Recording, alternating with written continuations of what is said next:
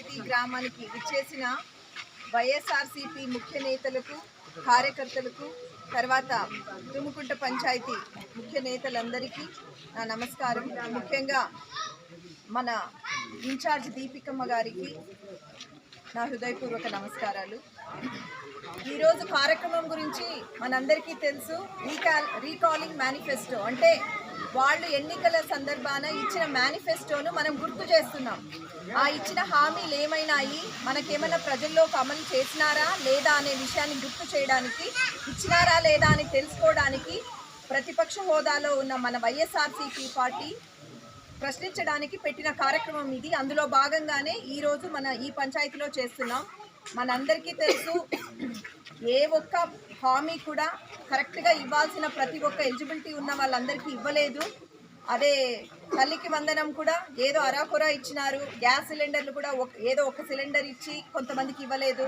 ఇలానే ప్రతిదీ జరుగుతుంది. నిన్నటికి మొన్న అచ్చెన్నాయుడు గారు చెప్పినారు, ఆడబిడ్డ నిధి ఇవ్వాలంటే ఆంధ్రాను అమ్మేయాల్సి వస్తుందేమోనని. కాబట్టి చూస్తుంటే అది కూడా ఇచ్చే పరిస్థితి లేదు. ఇంకా బయట చూస్తే ధరలు ఎక్కువ ఉన్నాయి, కానీ రైతులకి మోసం జరుగుతూ ఉంది. ఇది ఇట్లా మన పరిస్థితి. మళ్ళీ పరిస్థితి రాకూడదు ఉంటుంది. జగనన్న రావాలి, ఏం లేదు, ఉండే 5 లక్షలు పెన్షన్ పీకేస్తున్నారు.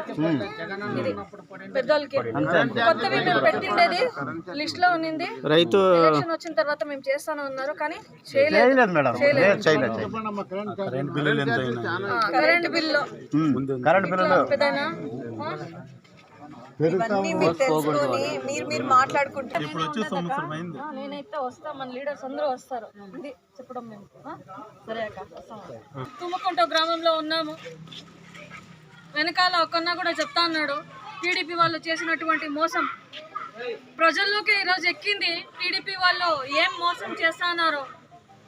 ఎలక్షన్ ముందైతే ఒక మాట, ఎలక్షన్ తర్వాత అయితే ఆ మాటలన్నీ మాటలుగానే మిగిలిపోతాయి తప్పితే చేతిలో కాదవి, పనికి రావు. ఇది చంద్రబాబు చేస్తున్నటువంటి మోసం.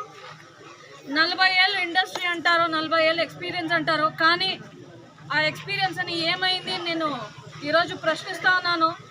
ప్రజల్లో నోరులో మీరు పేరు పారాడాలంటే ఒక్క పనైనా మీరు చేసినారా అని నేను ఈరోజు సోషల్ మీడియా ద్వారా నేను మిమ్మల్ని అడుగుతున్నాను. ప్రజలందరూ మేల్కోవాలా.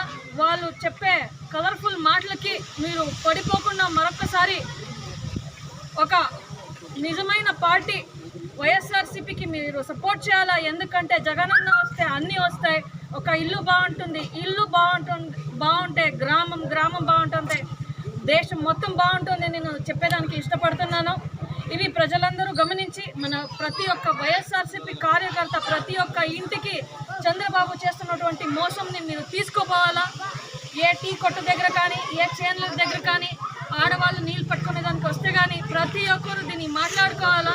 చంద్రబాబు ఇచ్చినటువంటి షూరిటీ ఈరోజు మోసంగా మారింది. దీన్ని ప్రతి ఒక్క ఇంటికి, ప్రతి ఒక్క మనిషికి తీసుకుపోవాలని నేను ప్రతి ఒక్కరిని కోరుకుంటున్నాను.